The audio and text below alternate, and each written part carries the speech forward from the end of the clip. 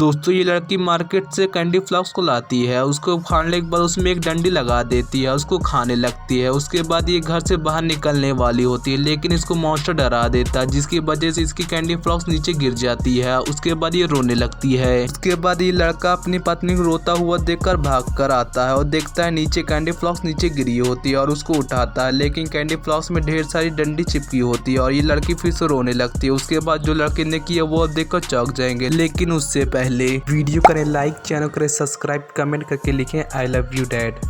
चलिए दोस्तों वीडियो में आगे बढ़ते हैं। और ये लड़का कैंडी फ्लॉक्स को धोने लगता है, जिसकी वजह से कैंडी फ्लॉक्स गल कर बह जाता है। उसके बाद ये लड़की गुस्सा हो जाती है। उसके बाद जो हुआ वो आप सब जानते ही होंगे।